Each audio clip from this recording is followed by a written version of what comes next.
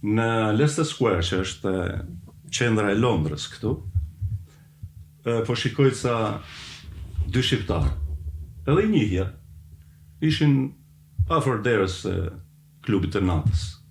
Aty kishte edhe ato bouncers, doormen, a ke parasysh që mbajnë rregullin. Bodyguard, po.